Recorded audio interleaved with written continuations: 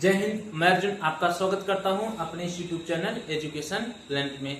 आज क्लास में हम 5 मोस्ट इम्पोर्टेंट सवाल लाए हैं। जो क्या है, यह जिसमें मैथ पूछता है ऐसे छोटे सवाल पूछ दिए जाते हैं जो क्या है एग्जाम में गलत हो जाते हैं, क्योंकि हाई लेवल तैयारी करते हैं, छोटा वाला सवाल किस तरीके से करना है लोग भूल जाते हैं।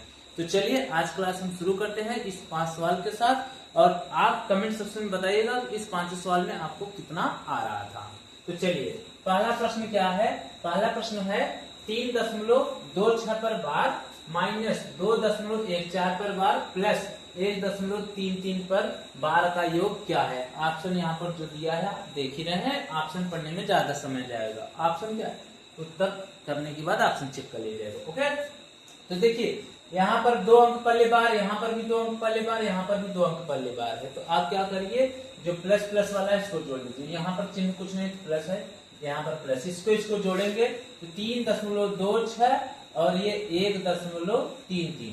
ये बार है, बार के नीचे कोई दिक्कत नहीं, जोड़ लीजिए। 6 3 9 और 2 3 5 और 1 3 1 4 दशमलव यहाँ हो गया। ये बार तो कितना हो गया जोड़ने पर 4.59 पर बार। अब इसको घटा लीजिए, 4.59 पर बार माइनस 2.14 पर बार, घटा लीजिए। 9 में से 4 गया 5 और ये 5 में से 1 गया 4 और 4 में से 2 गया 2, तो 2.45 पर बार। क्या उत्तर हो जाएगा, 2.45 पर बार। आप ऐसा सोच रहे हैं कि अरे बार वाला सवाल है, बट्टे में 9 9 करना है, 0 0 करना, उतना थोड़ी करना है भाई।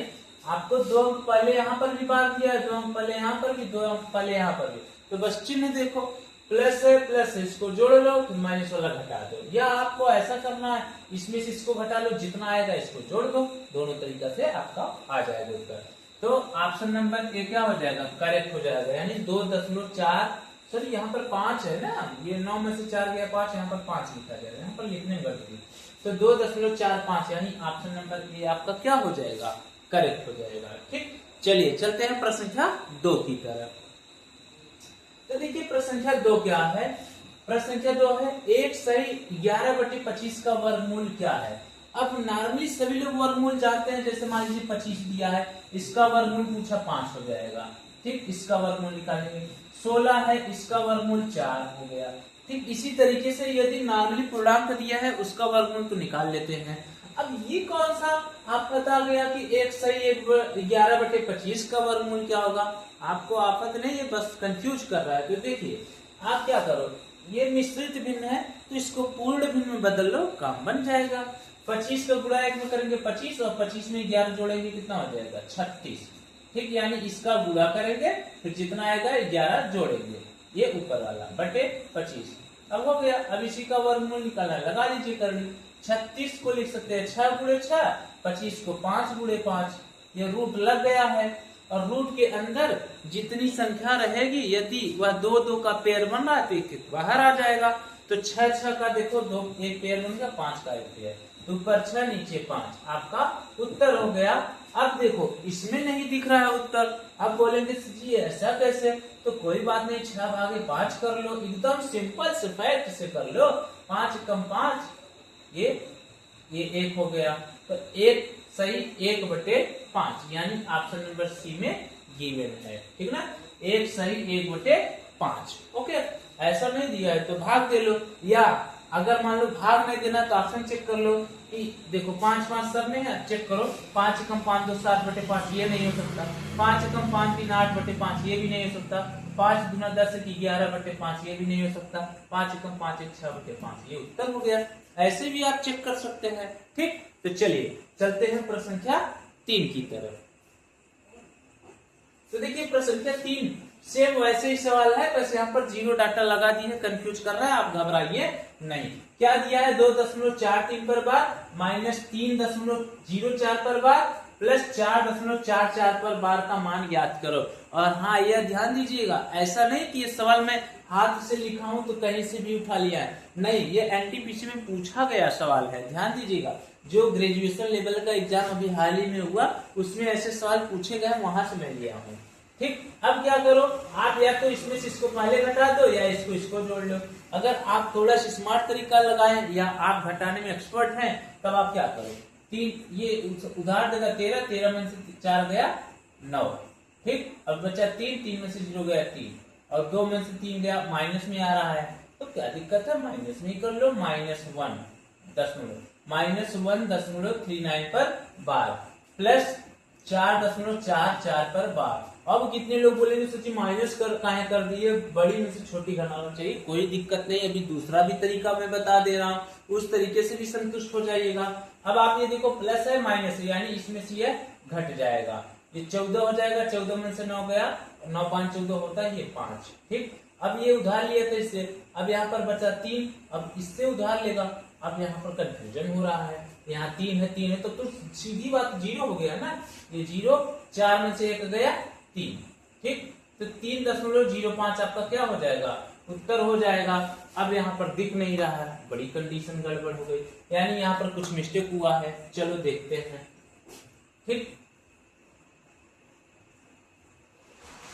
अब आप क्या करें, जैसे मैं पहले सवाल बताया था कि प्लस प्लस को जोड़ लिया जाए, ठीक। तो 2.43 पर बार, फिर प्लस इसको जोड़ेंगे 4.44 पर बार, इसको जोड़ेंगे 4 3 7, और ये क्या हो जाएगा 4 4 8 और 4 2 6, तो 6.87 पर बार। तो लगता है घटाने जोड़ने में गड़बड़ी हो गई थी, ठीक है। तो 6.87 पर बार हो गया। अब ये माइनस वाला घटा दो, -3.04 पर बार घटाते हैं, 7 में से 4 गया 3, और 8 में से 0 गया 8, और 6 में से 3 गया 3, तो 3.83 पर बार आपका उत्तर आ रहा है, जो कि ऑप्शन नंबर डी में गिवन है। अब देखो ऑप्शन नंबर सी क्या दिया है, 3.83, तो कितने लोग इसको झोंक देंगे कि सी वाला उत्तर है। नहीं भैया, झोंकना नहीं है, ये उत्तर नहीं होगा, आपका उत्तर यह वाला होगा, बार बोला है, बार आ रहा है, 3.83 पर बार वाला उत्तर होगा, यानी ऑप्शन नंबर डी आपका क्या हो जाएगा, करेक्ट हो जाएगा। ये कंफ्यूज कर रहा है, एक और ऑप्शन दे दिया, बस उस पे बार नहीं दिया है। कितने स्टूडेंट ऐसा है ना, सवालिया हल करेंगे, ऑप्शन 1 ही देखेंगे, गलत कर देंगे, तो इससे क्या है, आपका नंबर कटेगा, और इस सवाल का भी नंबर कटेगा, और दूसरी बात ये भी है कि सही पर भी नंबर कटेगा, जो सही वाला आप करेंगे क्योंकि निगेटिव मार्किंग है। ओके, तो चलिए चलते हैं प्रश्न संख्या 4 की तरफ। तो देखिए प्रश्न संख्या 4 क्या है, प्रश्न संख्या 4 है 27 से 3/4 में शेषफल क्या होगा। अब कितने लोग इसको भाग करने चले जाएंगे, कोई नहीं, मैं बता रहा हूं कैसे। आप ये 5 है, 5 भागे 2 करिए, ठीक ना, 5 भागे 2 करिए, शेषफल कैसे पता चलेगा। चलिए इसको करेंगे तो 2 दूना 4, 1 बच गया। अब इसको कैसे लिखते हैं, जो ये भाग फल रहता है बगल में लिखते हैं, जिससे भाग देते हैं नीचे लिखते हैं, जो शेषफल बचता है ऊपर लिखते हैं नहीं, तो बस यानी जो ऊपर लिखा है वही शेषफल है।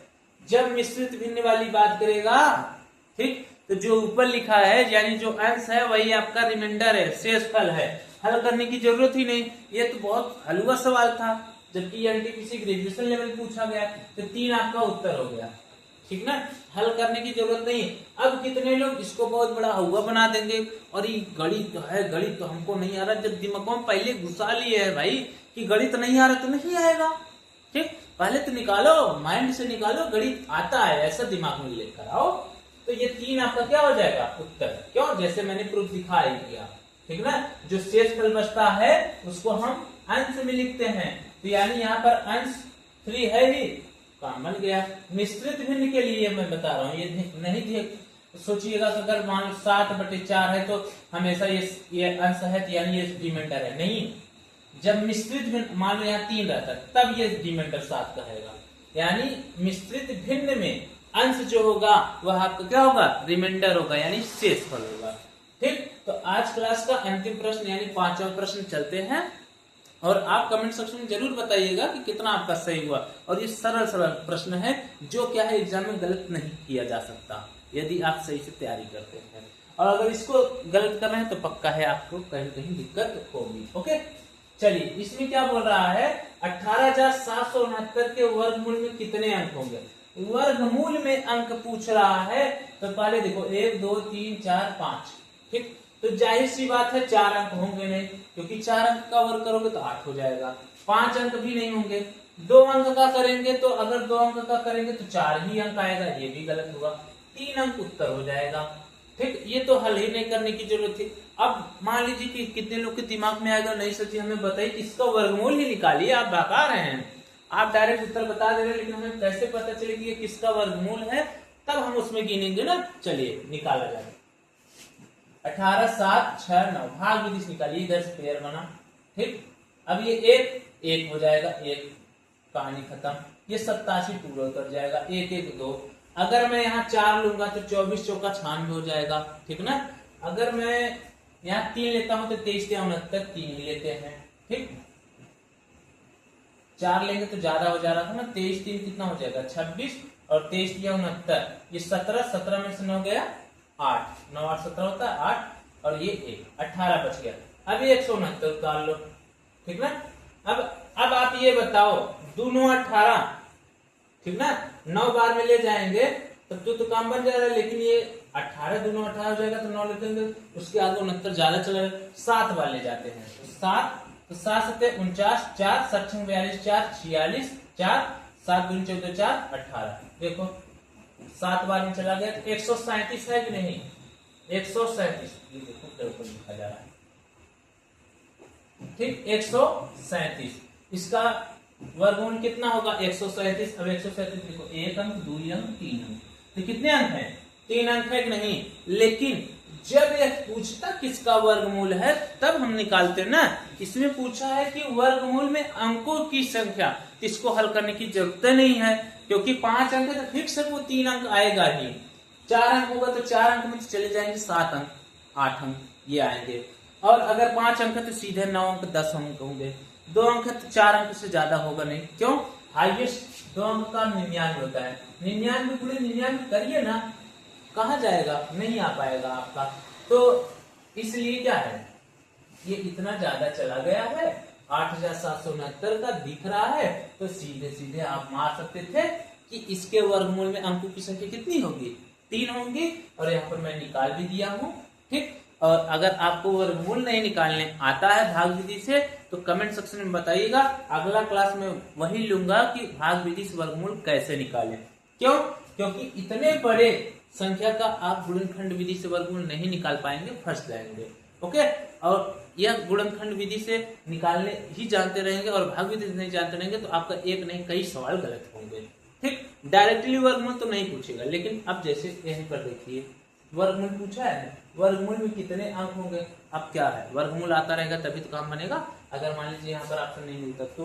ठीक, तो चलिए हम आशा करते हैं ये क्लास आपको पसंद आई होगी, और अगला क्लास किस टॉपिक पर चाहिए कमेंट सेक्शन में बताइएगा। मिलते हैं अगले क्लास में, तब तक के लिए जय हिंद।